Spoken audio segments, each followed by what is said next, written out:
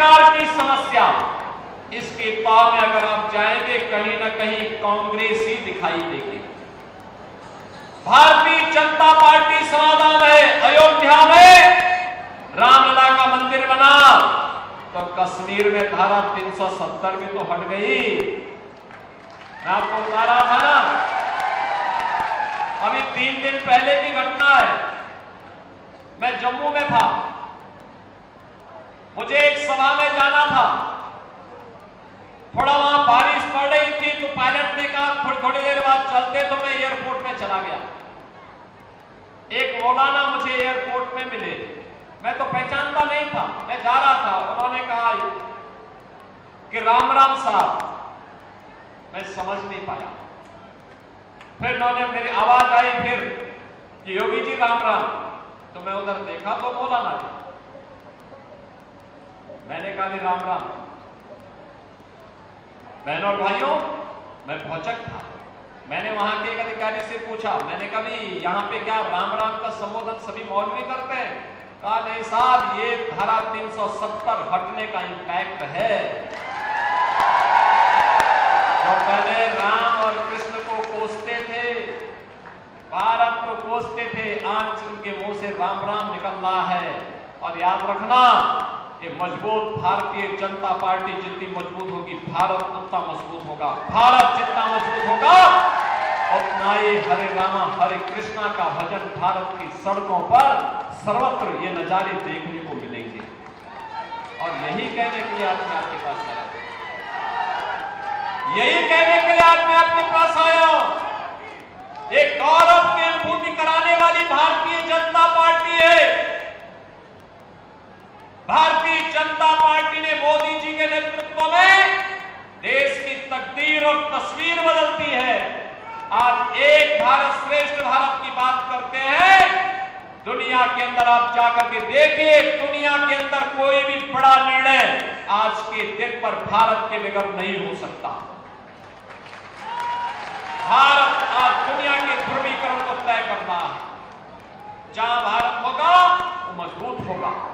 ये प्रधानमंत्री मोदी जी के नेतृत्व में, और जब हरियाणा में भी भारतीय जनता पार्टी की डबल इंजन की सरकार आई थी, बहनों और भाइयों, यहां की कनेक्टिविटी बेहतर हुई है। यहां पे रेल कनेक्टिविटी अच्छी हुई है, कई मेट्रो का संचालन हुआ है, कई अच्छी मंडी बनी है। IIT, IIM, एम्स जैसे संस्थान, one district one medical college बन रहे हैं। हर घर नल की योजना लागू हो रही है। नौजवान जो पहले भेदभाव का शिकार होता था, आज भेदभाव का शिकार नहीं है, बल्कि नौकरी प्राप्त कर रहा है। और इसलिए बहनों और भाइयों, आज हम सब आपके पास आए हैं कहने के लिए, याद करिए, कांग्रेस के समय में किसान आत्महत्या करता था, नौजवान के सामने पहचान का संकट था। एक कांग्रेस तो माफियाओं की शागिर्द थी। संगठित अपराध में लिप्त माफिया हो, माइनिंग माफिया हो, खनन माफिया हो, वन माफिया हो, पशु माफिया हो, ये सब के सब कांग्रेस के शागिर्द हैं। कांग्रेस इनके माध्यम से जनता का शोषण करती थी। डबल इंजन की सरकार ने माफिया राज समाप्त किया, विकास के पथ पर विरासत का सम्मान करते हुए आज आगे बढ़ाया है। आज सोचिए ना, कश्मीर सुरक्षित है, कश्मीर में भी चुनाव चल रहे हैं, कल ही कश्मीर में चुनाव होने जा रहे हैं। बहनों और भाइयों, जम्मू कश्मीर आज विकास की राह पर तेजी के साथ आगे बढ़ा है। और हरियाणा को तो कहना ही क्या, प्रकृति और परमात्मा की भूमि है, नारायण की भूमि है। नारायण तो सर्वत्र विराजमान है, उसकी कृपा से कुछ भी नहीं हो सकता है, उसकी कृपा के बगैर कुछ भी नहीं हो सकता है। और इसीलिए मैं आपसे कहने के लिए आया हूं, मोदी जी के नेतृत्व में आज 80 करोड़ लोग फ्री में राशन की सुविधा का लाभ प्राप्त कर रहे हैं। 60 करोड़ गरीबों को देश के अंदर 5 लाख रुपए की आयुष्मान भारत की स्वास्थ्य बीमा का कवर मिला है।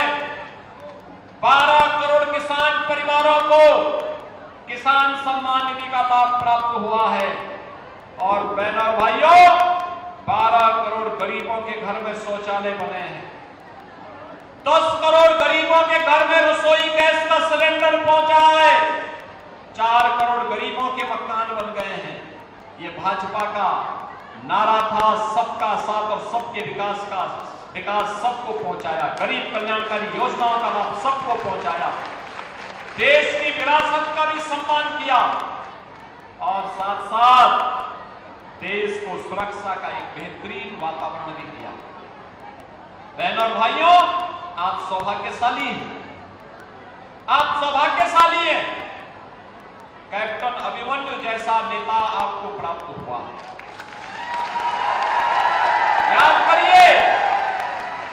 याद करिए, जिन्होंने अपनी जवानी देश की सीमाओं की रक्षा करने के लिए समर्पित की हो और जैसे वहां से अवकाश प्राप्त किया, आए, उन्हें लगा कि नहीं, जनता जनार्दन की सेवा के लिए जाना है, शेष जीवन समर्पित किया भारतीय जनता पार्टी के माध्यम से जनता जनार्दन की सेवा करने के लिए। मैं अभिनंदन करूंगा पंडित रामकुमार गौतम जी का, जिन्होंने अपना आशीर्वाद दिया है, कहा कि नहीं, आवश्यक है, नारनौल से कैप्टन अभिमन्यु आना चाहिए और मैं स्वयं सफीलों से लड़ूंगा। और बहनों और भाइयों, कैप्टन अभिमन्यु विकास के प्रति एक विजन है। प्रधानमंत्री मोदी जी के विकास के विजन को जमीनी धरातल पर कैसे उतारना है, इसके प्रति हरियाणा में कैप्टन अभिमन्यु जाने जाते हैं, जिन्होंने उसे जमीनी धरातल पर उतारने का काम किया।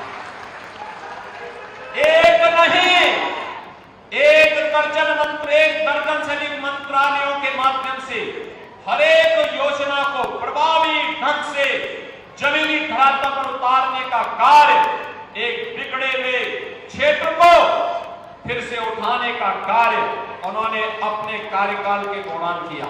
और इसलिए बहनों और भाइयों, हम आपसे कहने के लिए आए हैं, यह समय भारत को दुनिया की एक महाताकत बनाने का समय है। अच्छे लोग नहीं आएंगे तो विकास ठप पड़ जाएगा।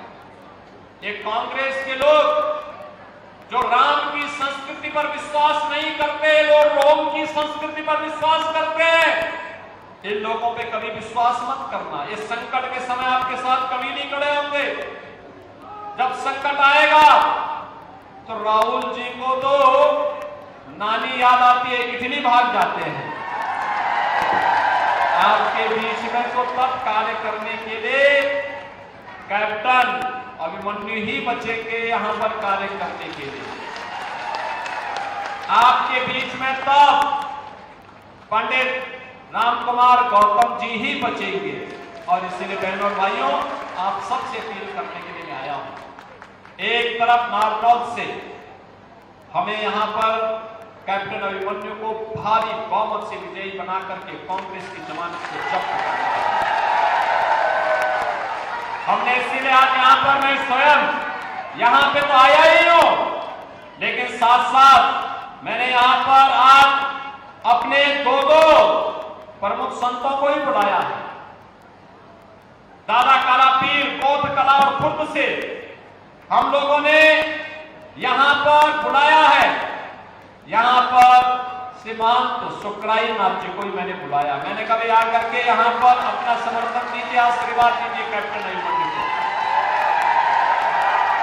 बहनों और भाइयों, इसके साथ ही यहां पर बाबा पारनाथ जी महाराज भी दादा से आए हैं अपना आशीर्वाद प्रदान करने के लिए। और फिर ये नारायण की भूमि है, बाबा लालदास जी की पावन धरा है, उनका आशीर्वाद को विरासत वालों के साथ ही होना है और केवल विरासत का संरक्षण भाजपा कर सकती है। और इसीलिए आप सबसे मेरी अपील है कि नारनौल से कैप्टन अभिमन्यु को भारी बहुमत से विजयी बनाना है। और मेरी आप सबसे ये भी अपील है कि सभी लोग के भाजपा के प्रत्याशी जो पूर्व में इस नारोद से विधायक रहे हैं, वहां की देवतुल्य जनता से भी मेरी प्रार्थना है कि वहां से पंडित राम कुमार गौतम जी को भी भारी बहुमत से विजयी बना करके हरियाणा विधानसभा के लिए चुन करके चंडीगढ़ भेजे। इन दोनों लोगों को बना करके भेजेंगे तो ये हिसार को भी बनाएंगे, हरियाणा को भी बनाने का काम मजबूती के साथ आगे करेंगे। आपका आशीर्वाद प्राप्त होगा, प्राप्त होगा। सभी लोग अपना दोनों हाथ ला करके खड़ा करके बोलिए मुझे मेरे सामने, जहां तक मेरी आवाज पहुंच रही है, केवल जनता जनार्दन के सिर ही सिर दिखाई दे रहे हैं। दोनों हाथ ला करके एक बार संकल्पित होकर के बोलेंगे कि हमें कमल ही कमल खिलाना है।